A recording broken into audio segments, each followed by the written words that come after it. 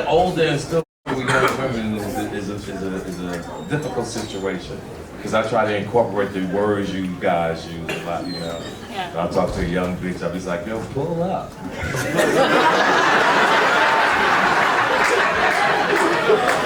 And shit just don't sound right to me, you know what I mean? But I've been trying to blend in, you know, I went to college to get a master's degree, and you taught to change your conversation based on the motherfucker you talking to, you know? So I talked to a little shorty, or send something on your Cash App, and all this other shit. Weak shit, that's weak motherfucker shit. But the thing I hate about the young girls is that the young niggas ain't putting the young girls up for game, you know? Because thread count is important to old niggas when niggas come over and spend the night. I was at a young bitch house 2 weeks ago, and I'm in the bed and shit, you know? And after 15 minutes, a nigga started itching. I'm like, yo, what's the thread count on this motherfucker? And this bitch is like, what's the thread count? I said, read the box, bitch. It says 37. I said, bitch, I'm 65, you gonna give me the shingles.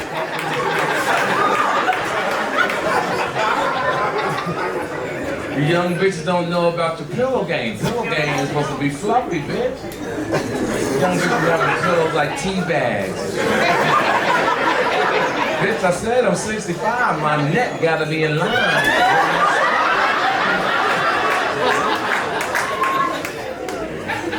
I'm on this bitch house, I'm leaving the house all motherfucking crooked. And I got Blue Cross and Blue Shield, but that wouldn't even cover it.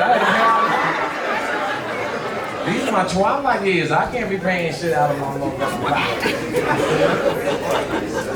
I date every now and then because hoes is snoring out of the alarm. What the fuck is these bitches hearing to make them snore? It's so motherfucking loud and long. And have you heard your bitch pee lately? When bitches pee, it's like a nigga in the bathroom, pee coming out 250 miles. Like, bitch, one nigga up in that motherfucking bathroom with you. Go, bitch, over there. Too many women comfortable, you taking the shit, and bitch wanna come in there and brush your teeth. Bitch, this is a private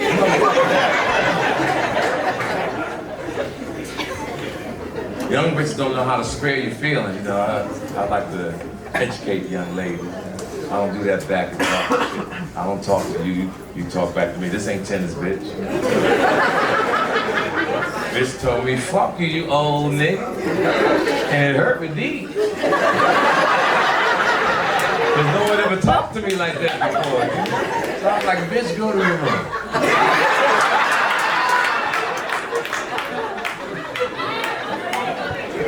So whenever I get mad, I go for a jog, and I went jogging and shit. And I saw a bad bitch sitting on the bench, sexy motherfucker.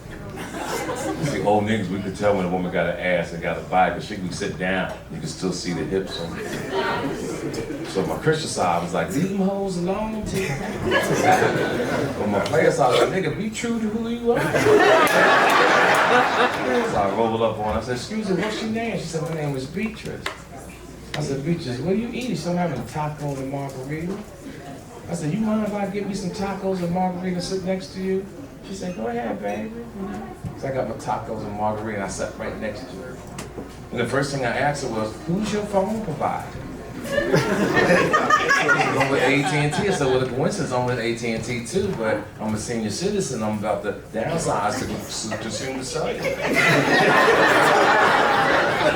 She said, how old are you, baby? I said, I'm 65. I said, how old are you? She said, I'm 72 years old. I said, Beatrice, you look good to the motherfucker. She said, TK, do you live around here? I said, I just live a few blocks down the street.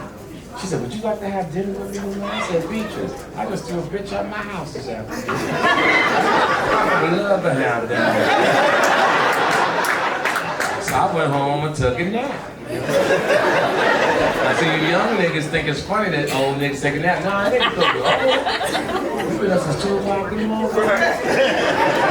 We've been morning for 9 o'clock than most motherfuckers do all day. I already got 12, 14 hours in. So I went home, took a nap, and I knew I was gonna wear, so I laid my sweatsuit and my sneakers down at the bottom and a little baseball cap. You young niggas don't know nothing about that. The niggas know when they're gonna look fly, because you see you sit there, ooh, you about to kill this bitch tonight.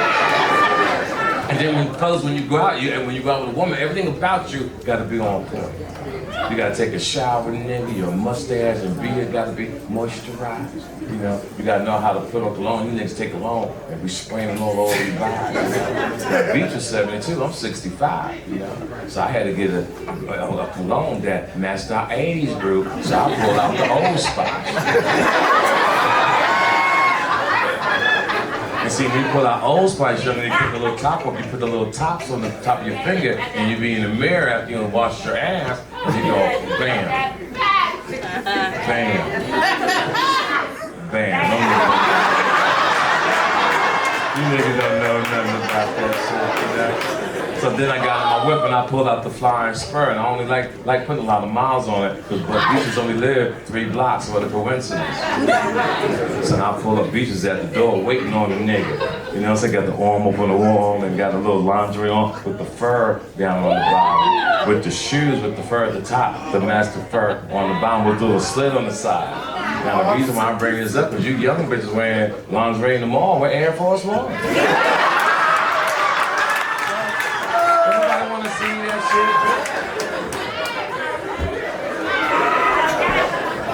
So she gave me some hand sanitizer, and we sat down and had a nice conversation about the way the community was growing, how things was looking, you know? That's what grown motherfuckers talk about. And she didn't want to go to Morton Steakhouse. She didn't want to spend those $700 on no motherfucking food. This bitch had food ready for a nigga when the nigga walked in, you know? It was like Thanksgiving up in that motherfucker. And afterwards, as a gentleman, I helped her rinse off the dishes, and we put it in the dishwasher. So we put in the dishwasher, she made eye contact with me. She said, TK, do you have to leave? I said, no, why? She said, I'm about to binge watch Snowfall. I said, Franklin fucking Saint? She said, yes. I said, that's one of my favorite motherfucking shows. So we walking in the living room, and I think a man should always walk behind a woman because the view is so much better. And as we walking, I noticed at my peripheral, she had a bottle of Louis XIII in the cabinet. Now, I've been drinking Louis since 1977 when he was like $40, $50 a shot. Louis now, $350, $450, depending on where you are in this world. So I said, Beatrice, is that Louis XIII? She said, yes. She said, would you like to have a sip? And then my mouth was... And I said, I would love to have a shot of your Louis XIII. So she went and got a glass and gave me the bottle. Now, I know I poured about $1,800, $1,900. So we walked into the living room and I took my sneakers off because my sock game is cold. Like I told you earlier, after you take a shower, guys, your underwear game got to be on point. You ladies, you got to pay attention. If you fuck a nigga tonight and he take off his tank top, his shirt, he got on a tank top on and it's loose around the chest area, that nigga had that on for a few days.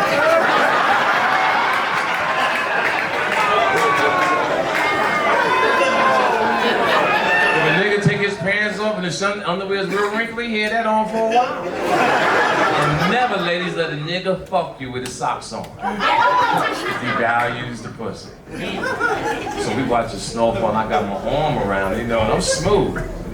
I kissed on the cheek. She turned her head away real quick, but I heard her go, I looked over and said, nigga, you smooth little mother. So I brought her face around, I tongue kissed her real slow, As I tongue kissed, I worked my way down the cleavage. She had them long nibbles, so I sucked on that a little bit, worked my way down to the navel and started just licking the clit. I didn't want to put my tongue in the whole vagina because I didn't want to blow the bitch up.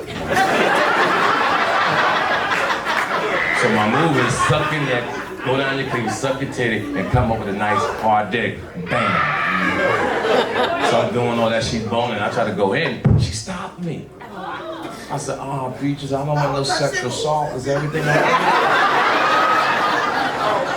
said, no, Tika. She stood up. She said, Tika, everything is good. She said, I'm a mom. She said, I'm gonna fuck you too. She said, but I'm a grown woman. She said, I don't fuck in my living room. She said, you wanna fuck me? You gonna see us fuck me in my bedroom. I got on my knees. I looked at that and I said, well, I'm following you.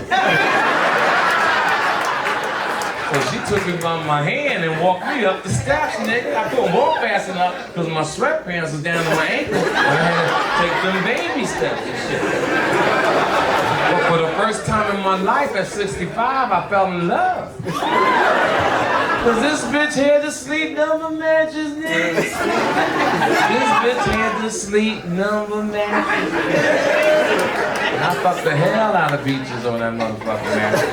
And I realized, where do these old bitches get them 9,000 3-count sheets? Cause that motherfucker was like little people massaging my back and my back. I pulled the blanket up to go see if you could actually smell the down. They in the fact. So she got behind me and was holding me real tight, you know? And I knew we was in a relationship.